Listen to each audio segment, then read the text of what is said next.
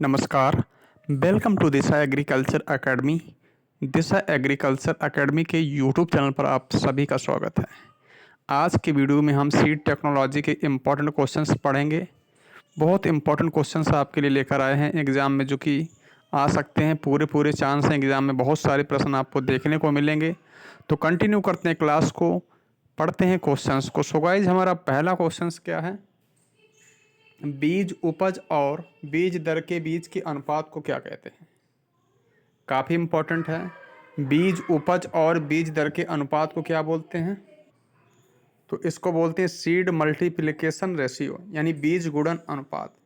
इसका कहने का मतलब ये है कि अगर आपने फील्ड पर एक बीज की बुवाई की है, तो वो एक बीज के द्वारा जो पौधा बनेगा, वो पौधा कितने बीज का उत्पादन कर सकता है, उसको बोलते हैं सीड मल्टीप्लिकेशन रेशियो। जैसे देख लेते हैं हम लोग, जैसे ये टेबल आपके सामने दी गई है कि क्रॉप के नाम, और SMR का मतलब होता है सीड मल्टीप्लिकेशन रेशियो। SMR का मतलब होता है सीड मल्टीप्लिकेशन रेशियो। क्रॉप जैसे पोटैटो है, जैसे आलू है, इसका सीड मल्टीप्लिकेशन रेशियो सबसे कम होता है, इसका बीज गुणन अनुपात सबसे कम होता है। प्रश्न पूछा जा सकता है कि किस फसल का बीज गुणन अनुपात सबसे कम होता है, तो आपको क्या बताना? पोटैटो मीन्स आलू। जैसे आलू के आपने एक आलू की बुवाई करी, तो वो लगभग जो है एक एवरेज तौर पर एक की बुवाई करी, लेकिन वो 4 आलू पैदा कर सकता है। तो इसका पोटैटो का SMR कितना होता है? सीड मल्टीप्लिकेशन रेशियो ये होता है 1:4। इसी प्रकार जो ग्राउंड नट है, मतलब मूंगफली, एक मूंगफली के दाने की आप बुवाई करोगे तो लगभग वो 8 मूंगफली के जो है नए दानों को तैयार कर सकता है। इसको बोलते हैं सीड मल्टीप्लिकेशन रेशियो। तो पोटैटो का 1:4 होता है। इसी प्रकार ग्राउंड नट यानी मूंगफली का 1:8। यहाँ पे बरसीम और ग्राम, मतलब बरसीम और चना का कितना होता है? 1:10 होता है। ओट का कितना होता है? 1:15। सोयाबीन का 1:16। तो ये पूरी लिस्ट आपके सामने है, आप इसको बढ़िया से तैयार कर लेना, ठीक है ना? पूरी लिस्ट आपके काम की है ये, ठीक है ना? ये पूरी लिस्ट आपके लिए, इसको आप बढ़िया से याद कर लेना। क्वेश्चन नंबर नेक्स्ट देखेंगे। क्वेश्चन नंबर 2 क्या है? बीज से जुड़े जीवाणु, क्या मैंने बोला? बीज से जुड़े जीवाणु रोगजनक का पता किसके माध्यम से लगाया जाता है? यानी बीज से जो भी जीवाणु जुड़े हुए होते हैं, जो बीमारी को उत्पन्न करते हैं, उसका पता किसके द्वारा लगाते हैं? तो एक विधि होती है जिसको बोलते हैं इलेक्ट्रोफोरेसिस। विधि का नाम क्या? इलेक्ट्रोफोरेसिस। इसके बाद क्वेश्चन नंबर 3 काफ़ी इंपॉर्टेंट है।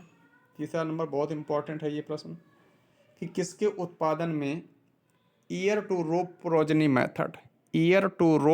मेथड उपयोग में लाते हैं, जिसको हिंदी में कहते हैं भुट्टा पंक्ति विधि।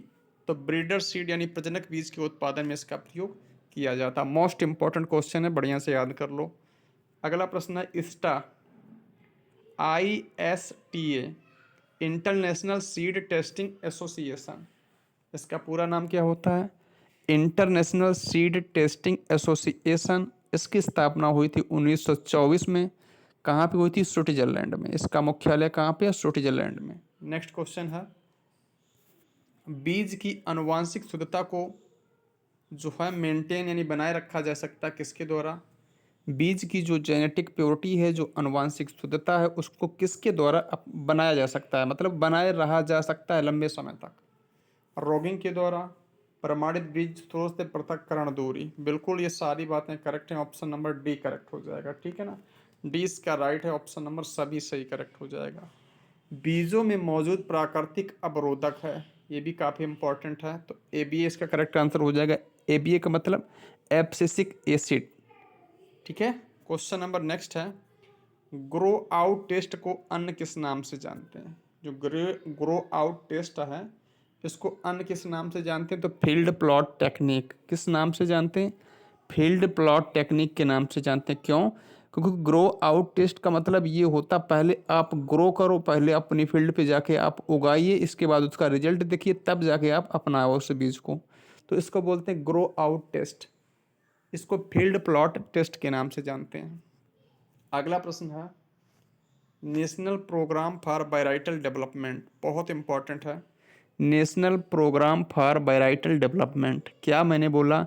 National programme for varietal development. ये कब स्टार्ट हुआ था? 1995 से 1906 में, यानी 1995-96 में ये प्रोग्राम स्टार्ट हुआ था। आगे चलेंगे क्वेश्चन नंबर नेक्स्ट की तरफ। क्वेश्चन नंबर नेक्स्ट, अंकुरण के दौरान परांकुर तथा मूलांकुर कहाँ से विकसित होते हैं? जर्मिनेशन के दौरान जो है परांकुर और मूलांकुर ये कहाँ से विकसित होते हैं? तो ये विकसित होते हैं एम्ब्रियो यानी भ्रूण से। ये कहाँ से डेवलप होते हैं? एम्ब्रियो यानी भ्रूण से। आगे देखेंगे प्रश्न number next, be's verb board की आवश्यकता होती है। तो बीज की शुद्धता मीन्स प्योरिटी ऑफ सीड को माप जांचने के लिए होती है, ठीक है ना। प्योरिटी ऑफ सीड को जांचने के लिए होती है बीज वर्क बोर्ड की आवश्यकता। आगे है बहुत अच्छा प्रश्न है कि बीज नमूना प्रमाण पत्र, जिसको बोलते हैं सीड सैंपल। सीड सैंपल जो लिया जाता है उसके सर्टिफिकेट का कलर क्या होता है? तो वो नीला होता है। प्रमाणित बीज जो होता है उसके टैग का रंग भी कैसा होता है? उसके टैग का रंग भी नीला होता है। जो प्रमाणित बीज होता है, जो सर्टिफाइड सीड होता है, उसके टैग का रंग भी नीला होता है। यहाँ पर जो सीड सैंपल है, जो बीज नमूना है, उसका जो प्रमाण पत्र होता है उसका रंग भी कैसा होता है? ब्लू यानी नीला।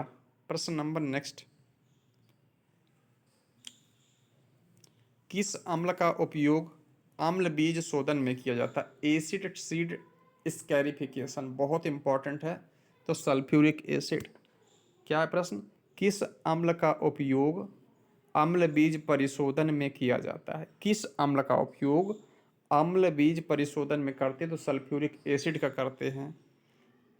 एक और बहुत अच्छा प्रश्न है ये कि सीड स्कैरिफिकेशन में शामिल है, बीज परिशोधन में शामिल है सीड कोट को तोड़ना, सीड कोट को खरोचना, बीज चोल को नरम करना। तो ये सारी बातें होती हैं, क्योंकि जो सीड इस टाइप के जो होते हैं जिसमें स्कैरिफिकेशन किया जाता है, इसमें बहुत ज़्यादा हार्ड सीड कोट पाया जाता है, तो उसकी डरमेंसी को ब्रेक करना थोड़ा मुश्किल काम होता है। इसलिए ये सारे तरीका काम में लाए जाते हैं। नेक्स्ट क्वेश्चन देखेंगे। अगला प्रश्न है, Indian grain storage management and research institute. Indian grain storage management and research institute, और इसका मुख्यालय कहाँ पर? तो इसका मुख्यालय हापुड़। ये इंपॉर्टेंट है, बहुत ज़्यादा इंपॉर्टेंट है। इसका हेडक्वार्टर कहाँ पे? हापुड़ में है। अगला प्रश्न है, सीड कंट्रोल ऑर्डर, बीज नियंत्रण आदेश किस वर्ष पास किया गया? बहुत इंपॉर्टेंट है कि बीज नियंत्रण जो आदेश है वो किस वर्ष पारित किया गया? तो वो किया गया पास 1983 में। याद रखना, बहुत इंपॉर्टेंट है। अगला प्रश्न है कि 1983 के सीड कंट्रोल ऑर्डर के अनुसार, क्या मैंने बोला? जो सीड कंट्रोल ऑर्डर है, जो बीज नियंत्रण आदेश है, जो बीज नियंत्रण आदेश है, इसकी स्थापना कब हुई थी? माफ कीजिएगा, इसकी, हाँ, इसकी शुरुआत कब हुई थी? 1983 में। जो बीज यानी सीड कंट्रोल जो ऑर्डर है ना, इसकी स्थापना कब हुई थी? इसकी शुरुआत कब हुई थी? 1983 में हुई थी। तो इसके अनुसार जो बीज डीलर होते हैं, जो बीज विक्रेता होते हैं, जिनको लाइसेंस दी जाती है, वो लाइसेंस की वैलिडिटी कितनी होती, अवधि कितनी होती? तो 3 वर्ष की होती है। मतलब 3 वर्ष बाद के लाइसेंस को पुनः रिन्यूएबल कराना पड़ेगा, ये बात आप याद रखना। अगला प्रश्न, ये प्रश्न भी काफ़ी इंपॉर्टेंट है। ये प्रश्न से एग्जाम में एक क्वेश्चन आप आराम से आ जाएगा, इससे बहुत इंपॉर्टेंट है कि कसकुटा किस फसल का आपत्तिजनक खरपतवार है? सबसे पहले हम जानें कि आपत्तिजनक खरपतवार क्या होते हैं। देखो, आपत्तिजनक खरपतवार बोले तो ऑब्जेक्शनेबल बीट, ऑब्जेक्शनेबल बीट जिसको बोलते हैं आपत्तिजनक खरपतवार। इसमें क्या होता है, खरपतवार और जो फसल है उसका बीज रंग रूप में एक समान होता है, तो बुवाई करने पर हम पहचान नहीं कर पाते हैं कि कौन सा सीड खरपतवार का है, कौन फसल का बीज है। ऐसे बीजों की अगर आप बुवाई कर देंगे तो फील्ड पर खरपतवार बहुत सारे उगाएंगे, तो है ना। तो इस कैटेगरी को ही बोलते हैं ऑब्जेक्शनेबल बीड, इस टर्म को ही ऑब्जेक्शनेबल बीड बोलते हैं। तो जैसे जो सत्यानाशी, जिसको आर्जीमोन मैक्सिकाना बोलते हैं, ये सरसों का आपत्तिजनक खरपतवार है।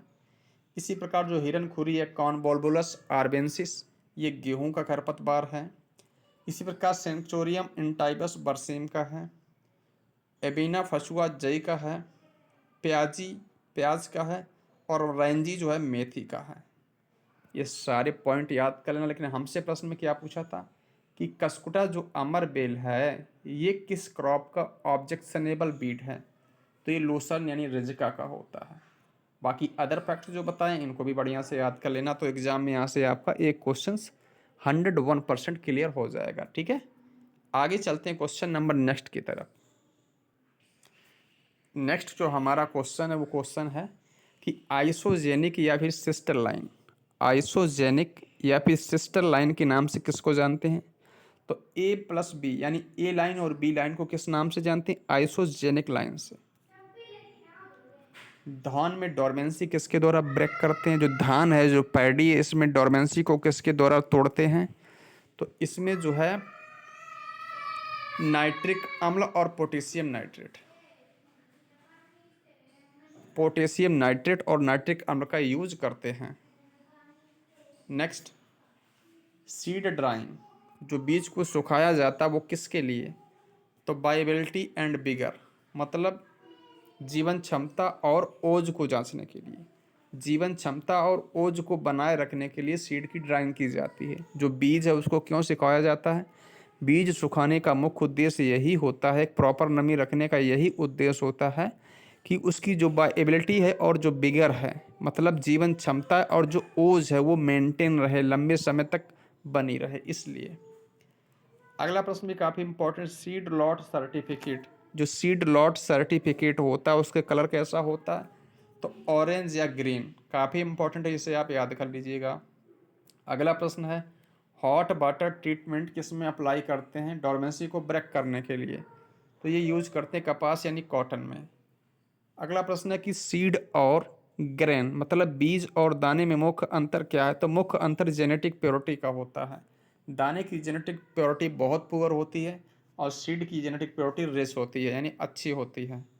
सीड कोट पर ऑक्सीडोज टेस्ट, ये काफ़ी इंपॉर्टेंट है। सीड कोट पर ऑक्सीडेज, सीड कोट पर ऑक्सीडेज जो टेस्ट है वो किसके लिए करते हैं या किस में करते हैं? तो सोयाबीन में करा जाता है ये। अगला प्रश्न है कि the blotter method of seed health testing detect primarily, कुल मिला के जो ब्लॉटर मेथड है इसका यूज किस लिए करते हैं? तो बीज में जो फंगस जनित बीमारी होती है उसको चेक करने के लिए इसका टेस्ट किया जाता है, यानी ब्लॉटर मेथड का उपयोग करते हैं फंजाई से अफेक्टेड बीमारी को जांचने की जो सीड में उपस्थित होती हैं। ठीक है, तो ये आप अच्छे से याद कर लो, बहुत अच्छे अच्छे टर्म हैं यहाँ पे। अगला प्रश्न है कि इस sound seed certification programme required, तो डायरेक्ट पार्टिसिपेशन ऑफ ब्रीडर, कहने का मतलब ये है जो सीड सर्टिफिकेशन जो प्रोग्राम होते हैं, है ना, जो बीज प्रमाणीकरण जो कार्यक्रम होते हैं उसमें किसकी उपस्थिति अनिवार्य होती है? तो इसमें क्या होता है, जो ब्रीडर होता है उसके पार्टिसिपेशन करना बहुत इंपॉर्टेंट होता है। अगला प्रश्न है कि टीजेड का मतलब टेट्राजोलियम टेस्ट,